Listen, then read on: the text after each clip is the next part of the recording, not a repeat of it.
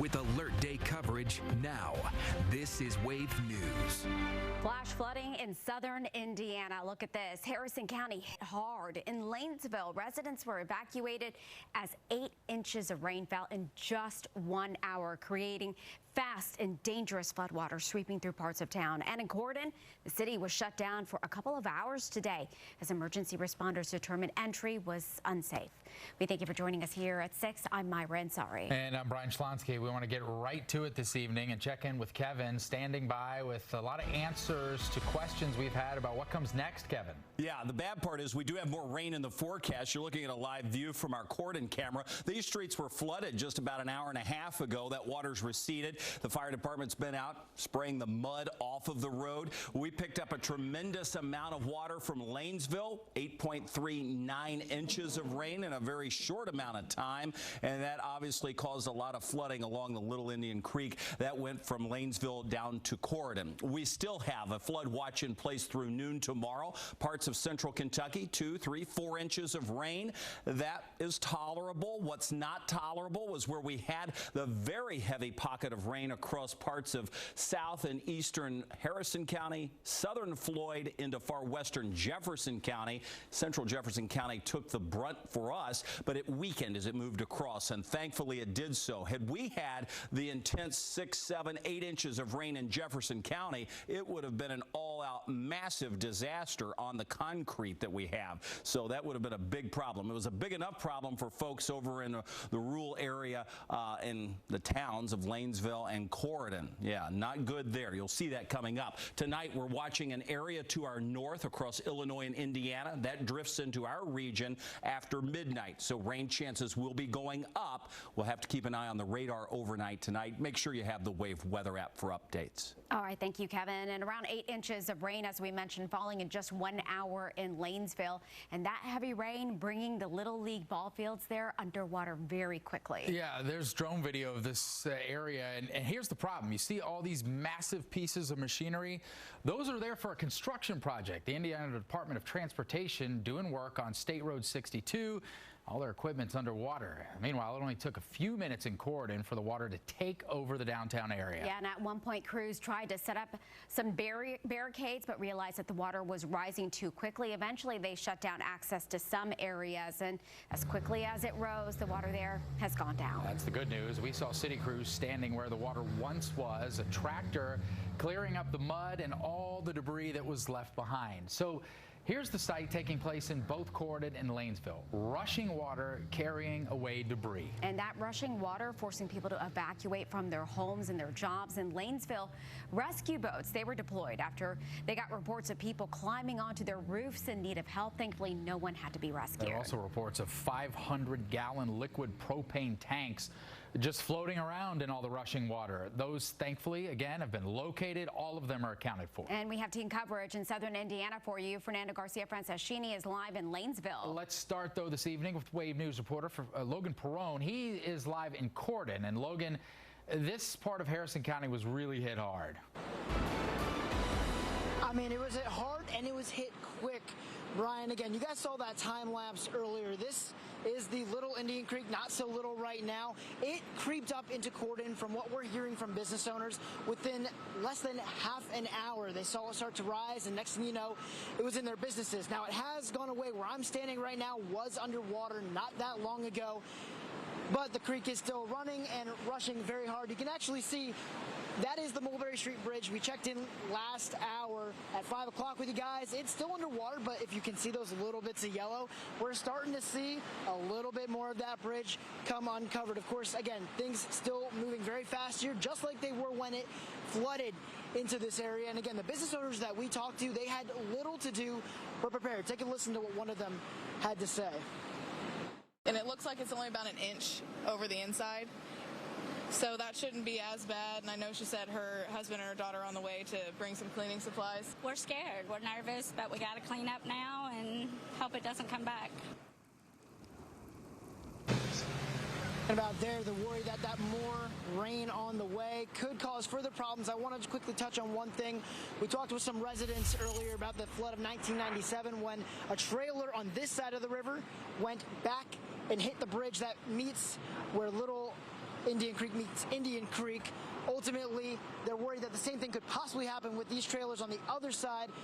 That's the worst case scenario. Hopefully not going to happen as the water recedes. Reporting live in Corydon, we'll send it back to you, Brian and Myra. Hey, you see the sheer power of that water behind Logan. Let's head now to Lanesville and take a look at the aerial photos. These came in from the Indiana State Police. And the ISP Sellersburg Post says the troopers are on the ground and in the air, and they remind people to never walk or drive through the high water, and you should never also play in it. Wave News reporter Fernando Garcia Franceschini live there in Lanesville for us, where a church has swept off of its foundation. Yeah, Myra, Brian, right now we are in St. John's Church Road. This creek here right next to me, obviously the level of water has gone down, but it is still, running at a pretty rapid speed. But I want to point your direction, to this empty space here. It looks empty right now because it is, but earlier this morning, this building is what was in that space. This is the Lanesville United Methodist Church, completely, separated from the ground and carried away by the flood waters. It is actually pretty impressive, kind of unbelievable, and goes to show how strong the currents were with that flash flooding this morning. But the damage has been widespread all across Lanesville. I want to show you some video we took earlier today. It's a house right behind Lanesville High School. The current from the flash flooding was so strong, it looks like it washed out the road and the ground from below the house. And the school's track looked more like a pool, unfortunately, with debris all over the place, and we could also even see some fish that were left behind once the waters receded. Well, it looks like there's a waterfall just coming straight down our parking lot, and I was like, oh my God. I look up across the street, and out here in this field, it looked like there was a river. It looked like quite literally there was the Ohio River on my front doorstep. It was terrifying. Eric Heinman lives on Main Street, and one of the many neighbors affected in that area. He's telling us they are confident this community will come together to clean up and come back stronger after this disaster. Again, really the only thing left from this church right now are the front steps. It's actually quite unbelievable and a sight to see. Neighbors have been in the area walking around and helping each other in any way they can. Crews from Harrison and Floyd counties responded to this emergency. Officials say thankfully they didn't find anyone who needed rescuing, but with more rain on the way, they are urging people to not let their guard down and, of course, be cautious if they have to be out and about. Reporting in Lanesville, Fernando Garcia Franceschini, Wave News. All right, thanks, Fernando. So big mess there, and right now there's a cleaning supply drive for people who've been affected by all the flash flooding in Lanesville. That's being hosted by the Scout Troop 25 out of Georgetown. Here's some of the items they need: bleach, towels, mops, buckets, gloves, a Lysol, multi-purpose cleaner, really anything like that that you could think of, they use it. Donations accepted until 9 o'clock tonight. Then they'll do it again on Wednesday and Thursday from 8 to 10 a.m.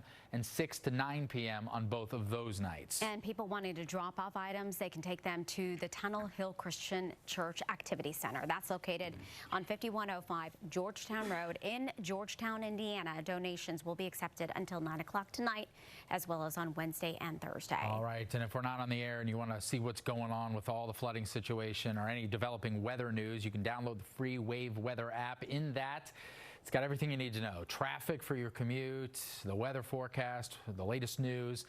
It's free to download. You can find it on your cell phone or your tablet's app store. Well, the alert day continues through mid-morning tomorrow. More showers, more thunderstorms, more potential flash flooding will occur. And that's especially going to be true just after the midnight hour, when we see rain chances increase back up to an 80% chance. Any severe risk? Very limited. We do have part of the area under that slight risk, but that's coming to an end.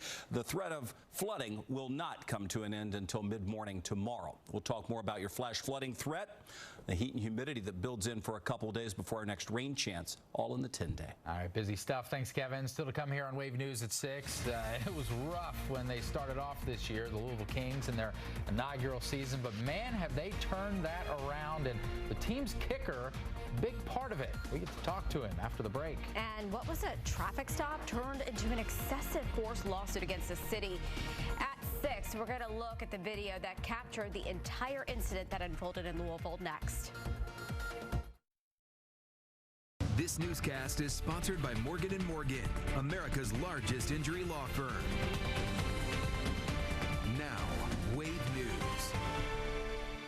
$175 unpaid court fee could end up costing taxpayers a whole lot more than that. This comes after a Louisville man filed a new excessive force lawsuit against LMPD. Christopher Moore's pickup truck was pulled over last May for appearing to have a broken license plate light. Wave News reporter Mark Stevens says police then arrested him on a 6-year-old warrant. When police told Christopher Morris he had a warrant for his arrest, he didn't believe them. He repeatedly asked for a supervisor, telling officers he shares a name with other Christopher Morrises who faced serious crimes. No, it's not. I don't have no warrant for my arrest at all. I have been nothing in the last 20, 30 years. No, I ain't got no court. When LMPD first pulled over Christopher Morris's truck, he says they said nothing about a warrant. Well, we pulled you over because you have an expired CDL license. But body camera footage and Morris's son's cell phone camera shows the officers ordering and then pulling Morris out of the truck. Take my phone out of the vehicle. For real though? Yo, I'm about to threaten y'all, man. You're arrested. Stop resisting. As officers try to handcuff him, they sweep his legs out from under him. I ain't doing no dude. Stop resisting. What are you doing? Holding him down, he repeats 3 words. I can't breathe, man. Stop resisting. Stop resisting. I can't breathe. No, I couldn't because it was 2 of them on top of me. You know, being forceful. It wasn't like they was just being gentle with me. They was really still twisting my arm back. Morris was charged with resisting arrest and an equipment violation. His lawyer says the charge is wrong. The statute says that he has to put the officers in danger to be resisting, that they're going to be injured. That is not what happened. Obviously, he did not do anything that kept them from being safe themselves. A sergeant eventually told Morris that night what the warrant was for, an unpaid court fee from a 6-year-old speeding ticket. It's possible that you just forgot to go to court. Morris says his white friends don't have to go through this. He says he shouldn't either. This happens way too often for it to keep happening. And it really needs to something needs to really be done about this type of stuff. LMPD declined to answer questions because of the pending lawsuit. Morris is due back in court on the resisting arrest charge in August. He pleaded not guilty. His federal lawsuit is just getting started. Mark Stevens, Wave News. All right, thank you, Mark. We'll see what happens with the lawsuit. Coming up next at 6, heavy rain leading to flooding in southern Indiana. Both Lanesville and Corydon saw a lot of it. Here's a live look from our SkyTrack picture, though. Things looking a lot different now. So we'll check in with Kevin to fill you in what you need to know coming up next in just 30 seconds. Well, welcome back to our Alert Day coverage. Again, we're going to maintain this Alert Day through 9 o'clock tomorrow morning, not because of continuous severe weather or massive flooding, but we do have the option to see more rain, and that could yield more flash flooding. So additional strong thunderstorms possible. Flash flooding takes the headline on impact. We've already seen some areas that had tremendous rainfall today. Lanesville, obviously, taking the lead at 8.39 inches of rain in a very short amount of time. This is what that looks like when you have it happen. The waters have nowhere to go. They have to rise. So we see this massive flooding that takes place. We had that in Lanesville. We also saw the residual effect down the stream in Corydon. That's been cleaned up quite a bit, but boy, that was rough for a time too. The flood watch continues until noon tomorrow. Again, thunderstorms will develop later on tonight. On top of an already soaked ground across parts of Kentucky, not so much in Indiana. You haven't had as much rain there. And the heaviest rain looks like it'll stretch anywhere from Seymour right down through eastern Jefferson County, Shelbyville, Frankfort, over toward Lexington. So this would be the zone of most concern for later tonight. Now, that doesn't mean that places that have had the intense rain back to our west won't see any additional rain. That's possible. And even a little bit there is problematic. You're going to notice across Jefferson County, the higher totals were in central Jefferson County. And thank goodness the pocket of heaviest rain dissipated as it moved across, or we'd be talking about a whole different level of extreme conditions. I mean, it was bad in in Lanesville, and it was bad in Corydon. But if we brought that very heavy rain over the metropolitan area, it would have been just catastrophic. So 8.39 inches will go down as seeing the heaviest rainfall. You can see the time frame on that stretching anywhere between that 10, 11 o'clock time moving into about 11:30. So it was about an hour and a half of very heavy rain that they picked up across parts of Harrison, southern parts of Floyd into Jefferson County. What we're watching tonight will be additional downpours that will continue to develop across Illinois and Indiana, and this will gradually pivot into our area later on tonight. What does that look like? Let me show it to you on the future cast. With the flood watch in place, rightfully so, with additional downpours expected, and the atmosphere has a lot of water in it, and that's what we talk about when we're talking about the relative humidity being high or dew points being very high. You can see we're going to squeeze some of that out, and this heavy purple or whitish areas showing the heaviest of that rain drifting off to our south and east, with additional rain still possible west of I-65. The heaviest looks to be off to the east. We'll dry it out by mid to late morning. Any severe weather threat tonight, early tomorrow, minimal. It really is a flooding threat that we're watching, and you can see that corridor of heavy rain from Seymour right down into the Lexington area. Rain chances reach their peak just after midnight, and then we'll taper that rain chance down into the early morning hours. Tomorrow, we're hot after we start out with some rain. 90, 92 on Thursday. We'll take a deeper dive into the 10-day forecast coming up in just a few minutes. U of L men's basketball's return game against Cincinnati at Freedom Hall was scheduled for this season, but will be pushed back to the 2027-2028 season. The Cards played the Bearcats at the Heritage Bank Center in Cincinnati last year. A 74-64 win for U of L on November 21st. Since the games aren't played at the home sites, the games are considered neutral site games. NBA Finals last night, the Spurs were able to shock the Knicks in Game 3, 115-111. New York still leads the series 2-1. Former UK star De'Aaron Fox has struggled in the playoffs, but made a huge bucket down the stretch to secure the win for the San Antonio. You know, it's a real steep uphill battle, but we're taking it one game at a time. We know that our season's going to be over in, a week and a half, regardless, win or lose. So we're taking this one game at a time, looking at it as one game series. This Saturday, the Louisville Kings will look to win the UFL championship in their first year in existence, and a big reason why they got here has been their kicker. In the Kings' 29-20 win over St. Louis in the semifinal game on Sunday, Tanner Brown made a 60-yard field goal and then later made a 63-yarder. Those count for 4 points in the UFL, making Brown one of the most dangerous players on the field as a kicker. Doing my job, doing whatever it takes to put that ball through the uprights. That's really it. You know, as we kind of back up, sometimes you need to pull your driver out a little bit, and that's what I had to do on those two today. But other than that, yeah. And then, Coach, that was like a tailor-made driver.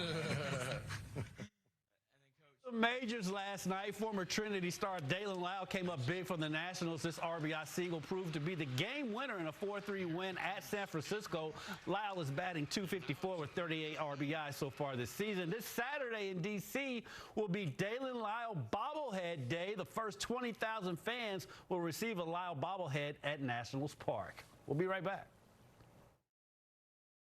Now, your 10-day forecast from the Wave Storm Tracking Team. Well, the alert day continues through 9 a.m. tomorrow. More rain on tap for us overnight tonight. Drier but hot on Thursday. The high temperature of 92, factoring in some humidity. We're talking a heat index near 100. We see another rain chance arrive by Friday. That's a 40% chance, so not as high of a percentage on that. These will just be scattered storms, but where they occur, they'll produce heavy downpours. Many will get missed. This front passes by as this high pressure sort of nudges it through, and what that means is that by the time Saturday rolls around, we're under the influence of that high pressure, that drier air, northerly wind, lower humidity values. Saturday will be the pick of the weekend before we bring back additional scattered storms on Sunday and Monday. So more rain scattered. Oh, dude, look, it's a catfish. Dude, look, it's a catfish. Oh, my God. Oh, my gosh. Interviewing? I don't think I've ever seen anything like this. It's a catfish in the street. Where's John Paul? You don't need them. Logan caught him with the mic. He caught him with the microphone. Yeah, you don't normally see that in the streets. They're usually in the creeks and rivers, but obviously Logan out there in Corydon, one of the things that washed up, and so that Good Samaritan that was out there quickly helped to grab the fish off the side of the road, took him somewhere safe, and yeah, dinner. He'll live to swim. I was going to say he'll live to swim another day, but sorry, kids. Thanks so much for joining us tonight. Lays next. See you at 7. Get live streaming news, 24-hour weather, investigations, podcasts, and more, all for free with Wave Now. Sponsored by Menards. Save big money at Menards.